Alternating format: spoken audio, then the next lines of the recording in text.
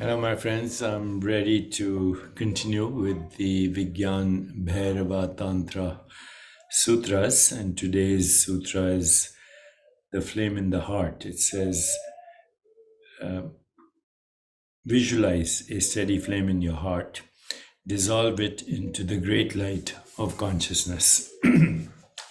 So, before I actually take you through an exercise on that, let me share with you an insight and how this pertains to some modern conundrums.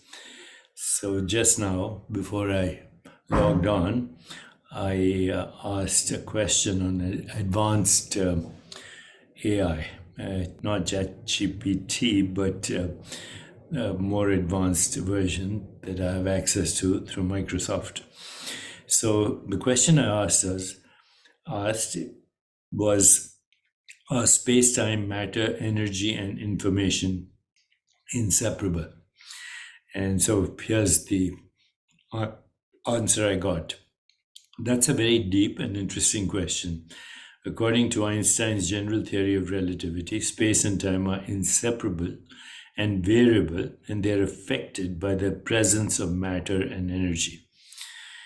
Matter and energy can also be converted to each other, as shown by the famous equation E is equal to mc squared. So, in a sense, space time, matter, and energy are all interconnected. Didn't answer my question, which is, are they the same entity? Okay, so basically, did not answer my question. And then it goes on. However, information is a more subtle concept that is not easily defined or measured. Even though right now I'm transmitting information to you, that's what it is. And we are needing energy to transmit it, electromagnetic energy. So, why is it not inseparable? Yeah, well, because the equations are not there yet, or the concept of information is not that well understood in science. So, however, information is a more subtle concept that is not easily defined or measured. Well, yeah, that's funny. Some physicists have proposed that information is a fundamental quantity, that it is conserved in the universe, and that it is related to entropy and quantum states. Not bad. Others have suggested that information is emergent from the interactions of matter and energy, and it can be encoded in different ways in different systems. There's no definite answer to whether information is inseparable from space time, energy, and matter, but it is certainly an active area of research and debate. Very non committal and cautious, because it basically, AI has zero originality. It is parroting the prevailing current opinions of physicalists. So now let's come back to our flame in the heart meditation. Meditate on your heart and then let it slowly dissolve into the light of pure consciousness. In this case, heart. You can visualize white light, golden light, green light, doesn't matter. Okay, now let that light, let's call it pure consciousness, once it's dissolved into nothingness after the white light of consciousness, let it emerge once again as a point of light. And then let it spread out, but as it spreads out, let it differentiate, just like a stem cell differentiates into all the organs in the body. Let this differentiate first into, let's not do this in modern scientific terms. Let's this differentiate into every mode of experience in every biological organism.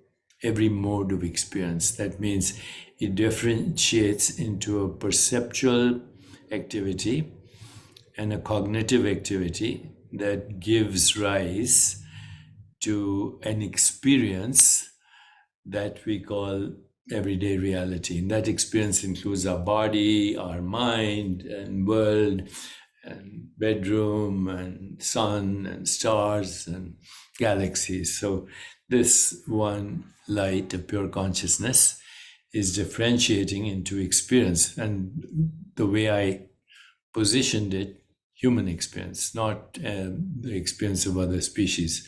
Because if we did that, then we would have infinite experiences. So we can do that too. But right now, we're differentiating into modes of human experience, which is enough. The human dreamscape, in which we are fictional characters, is all human knowers, all human modes of knowing, and all humans objects of knowing. But they're all differentiated aspects of knowledge from what we can call pure knowledge. And then once we have differentiated this experience into all modes of knowing, then identify certain experiences. There's a certain experience we call heaviness or lightness. You create an equation of that, it becomes gravity. There's subject-object split. Okay, so that which measures becomes an activity in time. And time is inseparable from the experience of space. You can't have the experience of time. Time is a way of measuring space. Space is a way of measuring time. Okay, so now we've unified experientially space, time, and gravity. And then, of course, feel your body, lift your hand, or do any other activity, and you're activating energy. So far, so good. Space, time, energy, matter have all been unified.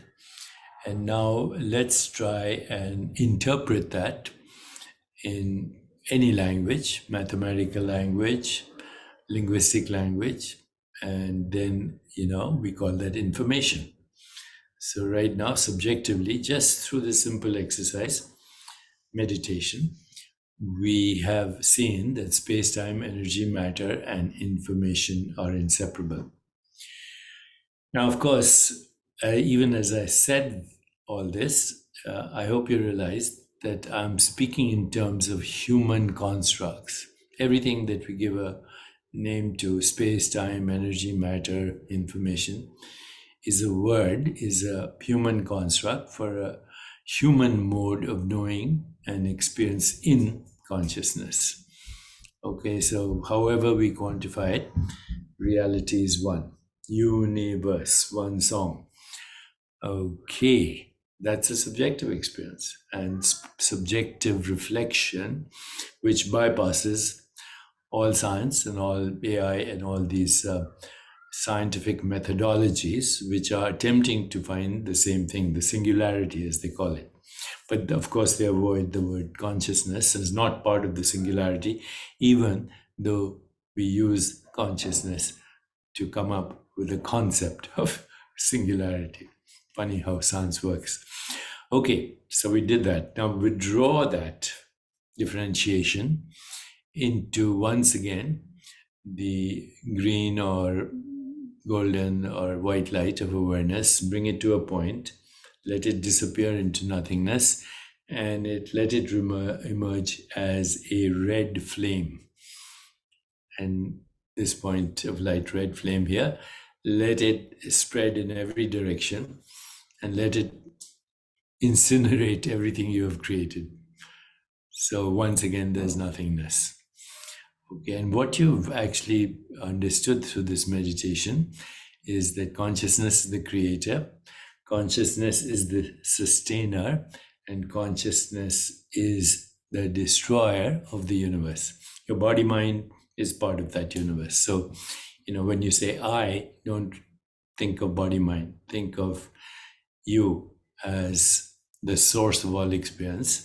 And then you will realize that you, in fact, are the divine consciousness that is the creator, the sustainer, the destroyer of the universe, and then it is you at the most fundamental level, not as an individual, but as that pure consciousness that not only differentiates into the universe, but also sustains it, destroys it, incubates, and resurrects as the universe. How neat is that?